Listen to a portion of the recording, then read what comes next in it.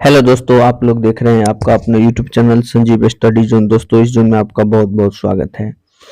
आज मैं क्लास 12 के 2023 में हिस्ट्री में जो पूछे जाने वाले कुछ ऑब्जेक्टिव है उनको लेकर के मैं आया हूँ। इससे पहले वाले वीडियो में हमने पहला चैप्टर का कुछ ऑब्जेक्टिव बताया था। आज मैं सेकेंड चैप्टर के कुछ मोस्ट इम्पोर्टेंट ऑब्जेक्टिव लेकर के आया हूँ, जो परीक्षा में बार बार पूछे जाने की संभावना है और इस बार भी पूछे जाने की संभावना है। तो देरी न करते हुए चलते हैं। सबसे पहला क्वेश्चन, आज का पहला क्वेश्चन है, मुद्रा राक्षस की रचना किसने की? तो आपको बताना है मुद्रा राक्षस की रचना किसने की। तो मुद्रा राक्षस की रचना जो है आपको बताना है कौटिल्य किया, विशाखदत्त, मेगास्थनीज और इनमें से कोई नहीं। तो जो मुद्रा राक्षस की रचना जो है विशाखदत्त ने की है। चलिए आज का अगला सवाल देखते हैं। मौर्य साम्राज्य का प्रथम शासक तो कौन था? मौर्य साम्राज्य का प्रथम शासक कौन था? तो मौर्य साम्राज्य का प्रथम शासक जो था चंद्रगुप्त मौर्य था। मौर्य साम्राज्य का प्रथम शासक जो था चंद्रगुप्त मौर्य था। चलिए आज का अगला सवाल देखते हैं। वेदों की संख्या कितनी है? तो आप लोग जानते हैं वेदों की संख्या जो है 4 है। वेदों की संख्या कितनी है? 4 है। इसका ऑप्शन ए नंबर होगा, यानी वेदों की संख्या 4 है। आप जानते हैं वेद की संख्या 4 है। ऋग वेद है, यजुर्वेद है, साम वेद है और अथर्व वेद है। इस प्रकार आप कह सकते हैं वेद की संख्या कितनी है? 4 है। चलिए अगला सवाल देखते हैं। किस भारतीय शासक को नेपोलियन की संज्ञा दी गई है? ये बहुत मोस्ट वीवीआई है, क्योंकि 2009 में, 13 में और 21 में पूछा गया क्वेश्चन है। तो कह रहा है किस भारतीय शासक को जो है नेपोलियन की संज्ञा दी गई है? तो समुद्रगुप्त को नेपोलियन की संज्ञा दी गई है। तो समुद्रगुप्त एक ऐसा शासक था जिसे हम नेपोलियन की संज्ञा के नाम से भी जाना जाता है। चलिए आज का अगला सवाल देखते हैं। 16 महाजन पदों में सबसे शक्तिशाली महाजन पद कौन था? जो 16 जो महाजन पद है उनमें से सबसे शक्तिशाली महाजन पद कौन था? तो चलिए इसका जो है सबसे शक्तिशाली महाजन पद जो है आपको बता, 16 महाजन पदों में सबसे शक्तिशाली महाजन पद जो है मगध है। मगध जो है सबसे शक्तिशाली महाजन पद था। जो 16 जो महाजन पद जो था उनमें से सबसे शक्तिशाली मगध महाजन पद था। चलिए अगला देखते हैं। किस शिलालेख में अशोक के कलिंग विजय पर उल्लेख है? तो 13वां शिलालेख में जो है 13वां शिलालेख में जो है कलिंग पर अशोक ने जो विजय प्राप्त किया था उसके बारे में लिखा गया है। चलिए अगला देखते हैं। कनिष्क का राज्यारोहण किस तिथि को हुआ था? मतलब कनिष्क जो है राजा कब बना था, किस तिथि को? तो ये जो है 78 ईस्वी में जो है कनिष्क का राज्यारोहण हुआ था। चलिए अगला देखते हैं सवाल। धम्म महामात्रों को किसने नियुक्त किया? तो धम्म महामात्रों की नियुक्ति जो है अशोक किया था।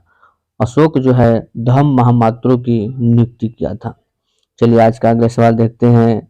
अशोक किस वंश का शासक था? तो अशोक जो है मौर्य वंश का शासक था। अशोक जो है मौर्य वंश का संस्थापक था या शासक था कह सकते हैं। चलिए अगला सवाल देखते हैं। भारतीय इतिहास का कौन सा काल को स्वर्ण काल के नाम से जाना जाता है? तो भारतीय इतिहास में जो है स्वर्ण काल जो है गुप्त काल को कहा जाता है।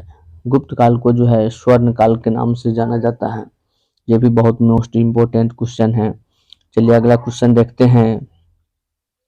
किस प्रशस्ति प्रयाग प्रशस्ति की रचना किसने की?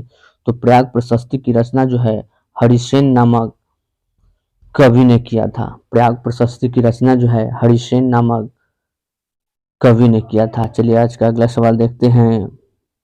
मौर्यकालीन टकसाल का प्रधान कौन था? तो टकसाल का प्रधान जो है लक्ष्मणाध्यक्ष। टकसाल का प्रधान जो है लक्ष्मणाध्यक्ष को कहा जाता है।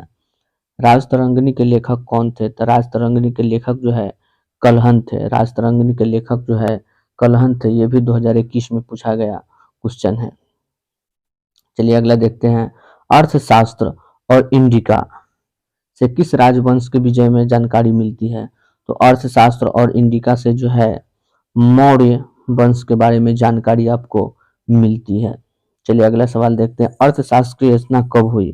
तो अर्थशास्त्र की रचना जो है 4वीं शताब्दी ईसा पूर्व में हुई। अर्थशास्त्र की रचना जो है 4वीं शताब्दी ईसा पूर्व में हुई थी। चलिए अगला देखते हैं, पतंजलि के महाभाष्य से हमें जानकारी मिलती है। तो पतंजलि से के पढ़ने से हमें किसके बारे में जानकारी मिलती है? तो प्राक मौर्य काल के बारे में जानकारी हमें मिलती है। चलिए अगला देखते हैं, अर्थशास्त्र के लेखक कौन है? तो अर्थशास्त्र के जो लेखक है वह कौटिल्य है। बहुत भी ये क्वेश्चन है, 2015 में भी पूछा गया, 16 में भी और 20 में भी पूछा गया, इसलिए 22 में 23 में भी पूछने की संभावना है। तो अर्थशास्त्र के जो लेखक है वह कौटिल्य है। चलिए अगला क्वेश्चन देखते हैं, बिंबिसार का संबंध किस वंश से है? तो बिंबिसार का संबंध जो है हर्यक वंश से है। बिंबिसार का जो संबंध है वह हर्यक वंश से है। चलिए अगला सवाल देखते हैं, वज्जी के सामाजिक ग्रंथ को में कहा गया है? वज्जी को सामाजिक ग्रंथों में कहा गया है। वज्जी को सामाजिक ग्रंथों में क्या कहा गया है? तो वज्जी को सामाजिक ग्रंथों में जो है गणसंघ कहा गया है। वज्जी को सामाजिक ग्रंथों में गणसंघ कहा गया है। चलिए अगला क्वेश्चन देखते हैं, जन शब्द का शाब्दिक अर्थ क्या होता है?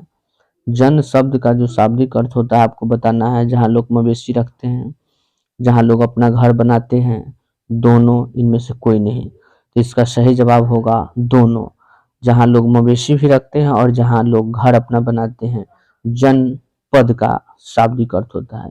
चलिए अगला देखते हैं, पंच चिन्ह वाले सिक्के बने होते हैं। तो पंच चिन्ह वाले सिक्के जो है आपको बताना है किस किस चीज के बने होते हैं? सोना के, चांदी के, तांबा के।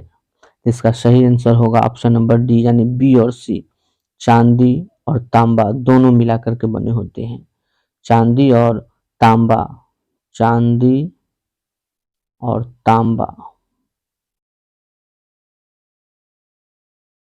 दोनों मिलकर के बना होता है पंच चिन्ह वाले सिक्के। चलिए अगला सवाल देखते हैं, अशोक द्वारा प्रचारित बौद्ध धर्म का प्रचलन कहाँ नहीं हुआ था? किस देश में नहीं हुआ था? तो ये जो है ब्रिटेन में इसका प्रचलन जो है नहीं हुआ था। बाकी जितने भी देश है सभी देश में इसका प्रचलन हुआ था, लेकिन ब्रिटेन देश में जो है अशोक द्वारा जो प्रचारित बौद्ध धर्म था उसका प्रचलन नहीं हुआ था। चलिए अगला सवाल देखते हैं, पाटलिपुत्र नगर की स्थापना की गई थी। पाटलिपुत्र नगर की स्थापना कौन किया था? तो पाटलिपुत्र की स्थापना जो है उदयीन नामक शासक ने किया था। चलिए अगला देखते हैं, प्रसिद्ध ग्रंथ इंडिका की रचना किसने की? तो इंडिका की रचना जो है मेगास्थनीज नामक कवि ने किया था। इंडिका की रचना मेगास्थनीज नामक व्यक्ति ने किया था। मेगास्थनीज नामक व्यक्ति ने जो है इंडिका की रचना किया हुआ है। चलिए अगला देखते हैं, प्राचीन भारत में धम्म की शुरुआत किस शासक ने की? तो धम्म की शुरुआत जो है अशोक, आपको याद रखना है, धम्म अशोक, धम्म अशोक, धम्म अशोक, यानी अशोक जो है धम्म की शुरुआत की थी। अशोक जो है धम्म की शुरुआत की थी। चलिए अगला सवाल देखते हैं, महावीर ने पार्श्वनाथ के सिद्धांत में एक नया सिद्धांत जोड़ा था जिसका नाम था ब्रह्मचर्य। यह जो है महावीर जो है ब्रह्मचर्य को अपने सिद्धांत में जोड़ दिया। चलिए कलिंग का युद्ध कब हुआ था? तो कलिंग का युद्ध जो है 261 ईसा पूर्व में हुआ था। यह 2021 में भी पूछा गया क्वेश्चन है।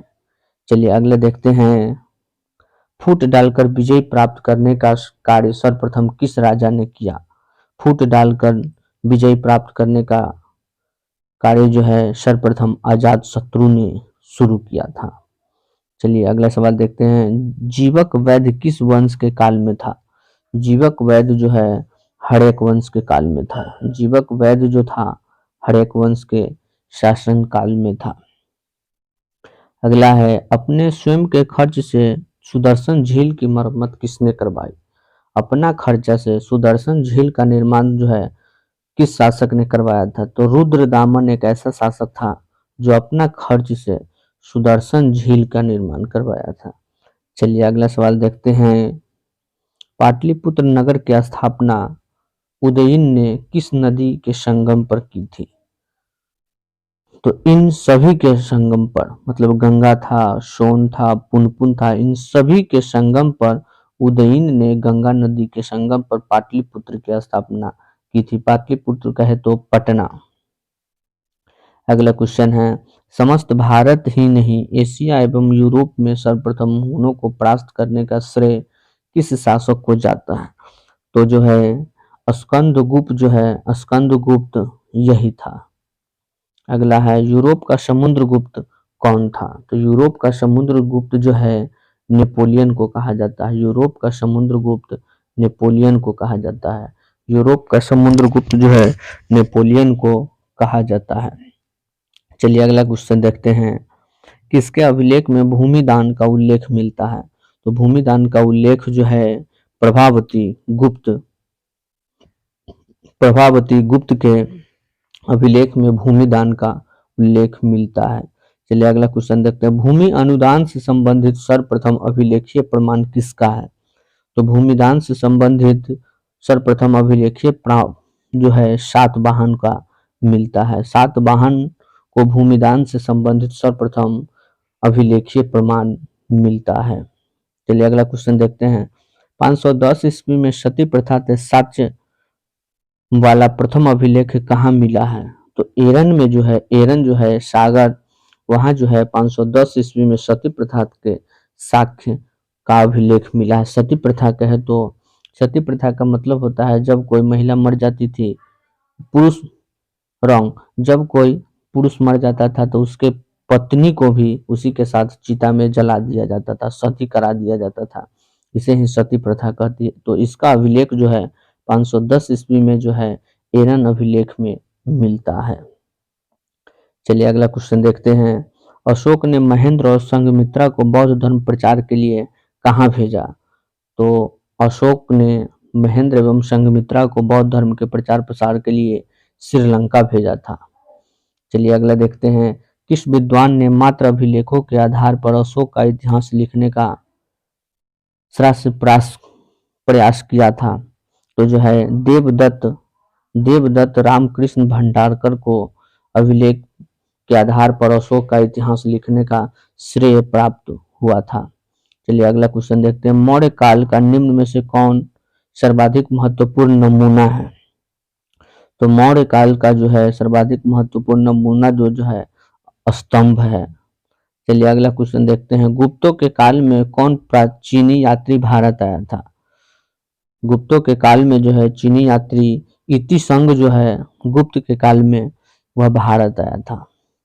इतिसंग जो है चीनी यात्री गुप्त के शासन काल में भारत आया था। चलिए अगला क्वेश्चन देखते हैं। मेगास्थनीज भारत के किसके दरबार में आया था? तो मेगास्थनीज जो है चंद्रगुप्त मौर्य के दरबार में आया था। चंद्रगुप्त मौर्य के दरबार में जो है मेगास्थनीज भारत में आया था। चलिए अगला क्वेश्चन देखते हैं। समुद्रगुप्त की जानकारी होती है, समुद्रगुप्त की जानकारी जो है किससे होती है? तो समुद्रगुप्त की जानकारी जो है आपको बताना है किससे होती है। तो प्रयाग प्रशस्ति से जो है समुद्रगुप्त की जानकारी होती है। चलिए अगला क्वेश्चन देखते हैं। नवरत्न किस शासक के दरबार में रहते थे? तो नवरत्न जो है चंद्रगुप्त विक्रमादित्य के दरबार में जो है नवरत्न रहते थे। नवरत्न जो है चंद्रगुप्त विक्रमादित्य के दरबार में रहते थे। चलिए अगला क्वेश्चन देखते हैं। अभिज्ञान शकुंतलम की रचना किसने की? तो अभिज्ञान शकुंतलम की रचना जो है कालिदास ने की। तो अभिज्ञान शकुंतलम की रचना जो है कालिदास ने किया था। प्राचीन भारत में अभिलेख की शुरुआत किसने की? तो प्राचीन भारत में अभिलेख की शुरुआत जो है सर्वप्रथम अशोक किया था। प्राचीन भारत में अभिलेख की शुरुआत जो है सर्वप्रथम अशोक किया था। चलिए कह रहा किस शासक को प्रियदर्शी कहा जाता है? तो जो है अशोक को जो है प्रियदर्शी शासक कहा जाता है। अशोक को प्रियदर्शी शासक के नाम से जाना जाता है। अगला, मेगास्थनीज ने अपनी यात्रा वृतांत में भारत के समाज को कितने वर्णों में बांटा है? तो अपने यात्रा वृत्तांत के अनुसार से उनको जो है 7 भागों में बांटा। मेगास्थनीज ने अपने यात्रा वृत्तांत के में भारत के समाजों को 7 भागों में बांटा गया है। अगला क्वेश्चन कह रहा है एलोरा में कैलाश मंदिर किस राजवंश ने निर्माण करवाया है? तो एलोरा में कैलाश मंदिर जो है राष्ट्रकूट जो है वह निर्माण करवाया हुआ। एलोरा में कैलाश मंदिर का निर्माण जो है राष्ट्रकूट ने करवाया है। पुराणों की संख्या कितनी है? तो पुराणों की संख्या जो है 18 है। पुराणों की संख्या 18 और वेद की संख्या 4। पुराण की संख्या जो है 18 है और वेद की संख्या जो है 4 है। ऋग्वेद, यजुर्वेद, सामवेद और अथर्ववेद। चलिए अगला क्वेश्चन देखते हैं। तक्षशिला विश्वविद्यालय कहाँ स्थित है? तो तक्षशिला विश्वविद्यालय जो है अभी पाकिस्तान में स्थित है। तक्षशिला विश्वविद्यालय पाकिस्तान में स्थित है। चलिए अगला क्वेश्चन देखते हैं। धर्म की शुरुआत किसने की थी? तो धर्म की शुरुआत जो है अशोक ने की थी। धर्म की शुरुआत जो है अशोक ने